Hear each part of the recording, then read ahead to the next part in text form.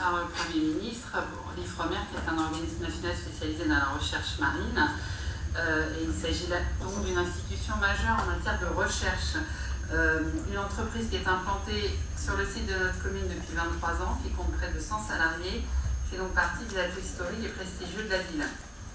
Depuis cette année sur laquelle les salariés n'ont à aucun moment été consultés, leurs organisations syndicales unanimes refusent ce projet. D'une part pour des raisons économiques, car l'émission de l'IFREMER ne saurait se limiter à la seule façade maritime. Pour des raisons sociales aussi, puisqu'il est demandé à une centaine de familles de changer de vie pour aller s'installer à Brest, dans un contexte de chômage très élevé. Je souhaiterais donc connaître votre réaction à cette annonce et la façon dont vous entendez soutenir les salariés qui, dans leur immense majorité, souhaitent rester à Ivry. Monsieur Potois. Il n'y a pas de débat. C'est Monsieur Potois qui va répondre.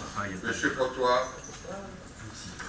Oui, Madame Alézard, nous avons été informés par Madame Jacqueline Pénel, qui, malheureusement pour ses collègues, mais comme elle reste présente, je dirais, dans l'entreprise pour les aider, a dû prendre sa retraite. Je ne sais pas si Madame Pénel est présente ce soir.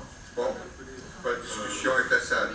Donc, pour nous informer, je dirais, des problèmes rencontrés, des problèmes, je dirais, brutaux, hein, c'est tombé comme ça du ciel. Suite à ça, elle m'avait laissé les coordonnées de Madame Genidi, qui, je ne sais pas, est présente ce soir,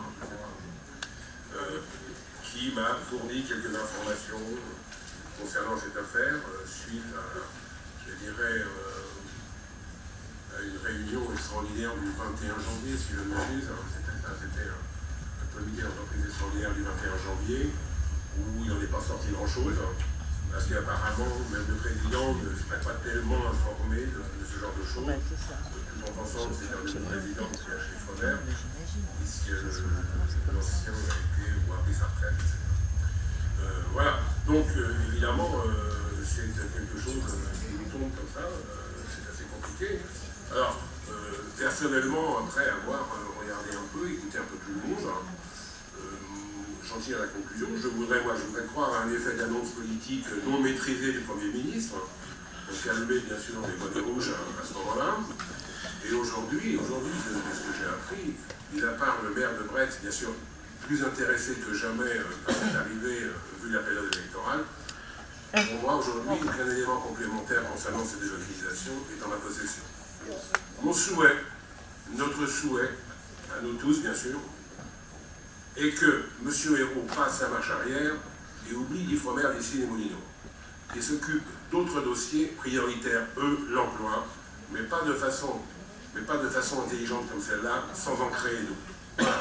Alors ce que je peux dire, c'est que CNOS Entreprises et Emploi, qui gère bien sûr ce genre de choses sur la ville quand on recherche de l'emploi, est à votre disposition, sera à leur disposition en cas de besoin. C'est vrai parce qu'on peut imaginer que sur un couple, une personne qui travaille chez Fomer, un autre qui travaille, on va dire, chez Coca-Cola, un départ à Brest, ça me paraît quand même assez compliqué. Voilà, donc le chômage, c'est pas à l'écoute, je dirais, des gens qui vont rencontrer des difficultés. Voilà.